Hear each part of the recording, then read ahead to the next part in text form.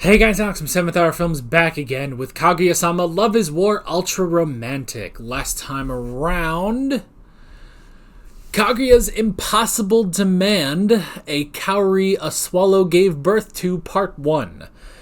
Ishigami has a crush on a really nice girl in his class, and so he's going to try to improve his grades so that he is worth something. And I think this actually leads us into the next one. Yu Ishigami wants to prove himself worthy, so Kaguya helped him with his studies, and while he did better, he didn't do as well as he wanted to, but now this has just affirmed his commitment, and now Kaguya will really train him hard. So, we talk about sometimes that Fujiwara has that sort of mama bear instinct when it comes to the boys, but I think Kaguya's joining that. So, speaking of, Chika Fujiwara wants to stay over, where they were going to have a sleepover, and then it just ended up being Fujiwara staying over at Kaguya's house, and then they were delirious and sleep deprived, and they got on a video call with Shirogane, and Kei was also there. They were discussing his love life right in front of him, and basically, Kei said that he must be in love with someone named Hayasaka. However, in Fujiwara's mind, that didn't exactly compute properly, but that was because Hayasaka was disguising herself as Kaguya's gay butler. So, her brain kind of short-circuited. There was much blood coming out of her nose at the thought of Shirogane and male Hayasaka banging. So, yeah. Anywho, that was pretty much that. Like always, the reaction is down in the description and in the pinned comment for your viewing pleasure. So why don't we jump right in to this episode of Kaguya-Sama Love is War Ultra Romantic. Because I definitely need it. I just came off of a bad episode of Jujutsu Kaisen, and I need to be happy again. So let's get started.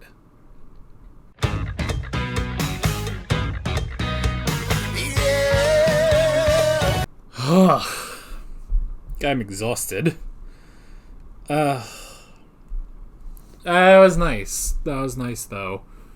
Like, 3 seasons in, and Hayasaka actually gets somewhere. I don't even know if it's right to say character development, but just, like, she gets noticed, basically. She gets noticed by Kaguya. She just wants to be a normal girl. And if she's friends with the president, that's okay. But Kaguya needs to go in and stake her claim in the name of Ed Bringer of Bacon before Hayasaka comes in and stakes her claim in the name of Ed Bringer of Bacon. This is definitely an episode I wish I had subtitles, because I think I didn't catch all the lyrics, but I got the gist of it all, you know? Like, look, I don't listen to rap. When I watched Hamilton, when it came to Disney Plus, because it's 4 years ago now, that was absolutely necessary that I had subtitles. If I had seen that, like, in a theater, I would have been SOL. Especially on that one song that really goes fast. I could hardly keep up with that with the subtitles, so I didn't catch everything that was said, but again, I caught the gist of it. So I do like that there was the whole thing of, a friend and I showed each other our vulnerabilities. Hayasaka's vulnerability is, putting on these disguises, not being a real girl, basically, all in service of Kaguya. And Shirogane's vulnerability is he can't rap. Like, it took me a little while to figure that, to realize what he was talking about. It's like, oh yeah, because he said, it's like, these were our vulnerabilities. His vulnerability is just that he couldn't rap, How many times? So what is this, the 4th time? This is the 4th time Chika has had to train him. Because the first time was volleyball, then singing, Then they had to do the dance, and now rap. So this is the 4th time Fujiwara has had to teach him something. Ugh. And this time, she had to learn what it was before teaching him. You know?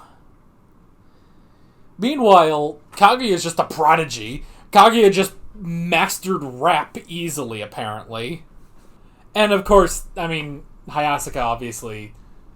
she's a master of everything. She just wants to be a normal girl. She just wants to fall in love, have friends. Why can't I exist in this world? Well, of course, that's an ironic thing to say. Why can't I exist? I does exist. It's I, Hayasaka. Her name means love, yet she has none for herself.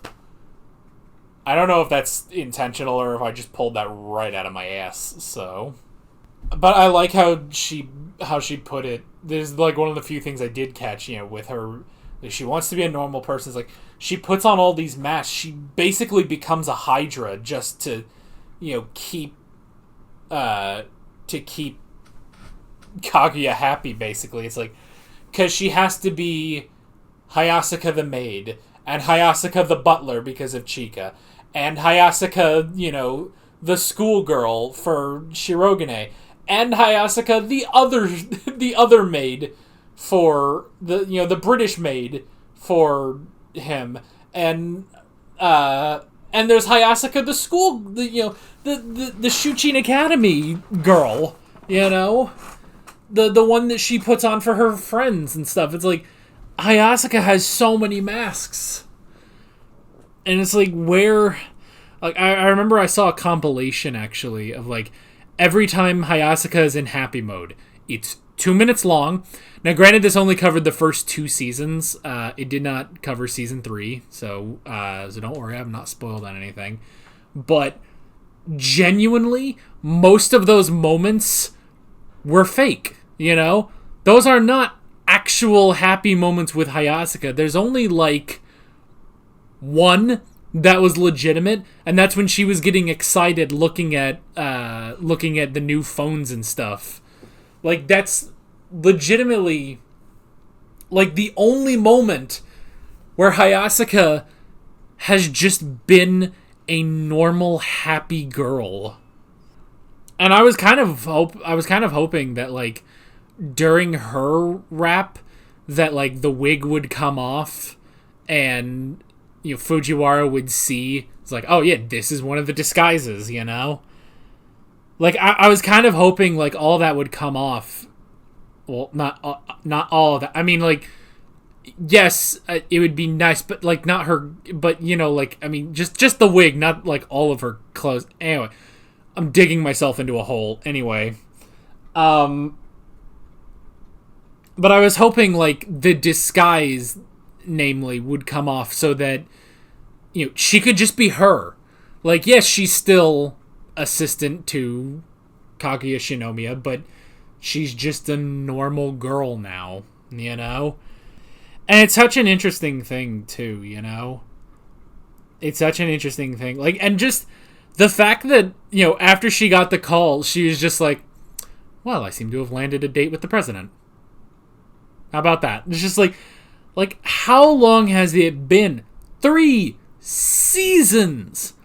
3 seasons! And while, yes, Kaguya and Shirogane do know that their feelings are for each other and they are true, and they won't have feelings for anyone else, but at the same time, like, without even trying anything, really, she landed a date, with Shirogane. She can text him and call him casually in a way that Kaguya can't, But that also, like, so it's a back and forth. It's like where, on the one hand, Hayasaka has to put on all these disguises and not be her, but she does have this normal relationship with Shirogane. On the other hand, Kaguya does not have a normal relationship with Shirogane, but she doesn't really have to hide herself, So it's like they both have something that the other wants, And Hayasaka probably doesn't actually have interest in the president romantically, but she just wants to have a friend that doesn't throw her into a karaoke party, a friend who doesn't send her on ninja missions, a friend that doesn't make her dress as a man because her other friend is over, She just wants to be a normal girl. And maybe now she can finally have that. And maybe they can actually tell Fujiwara as well, because the whole thing is like, wait, so Hayasaka identifies as a girl? Yeah, I'm pretty sure she does. Wow, I must be accepting. It's just like, okay, honey, just go. The disguise, I guess the disguise worked, so. Excuse me. It is the end of the day, and like I said, I had a bad Jujutsu Kaisen episode before this, so I was ranting a lot, and I'm tired.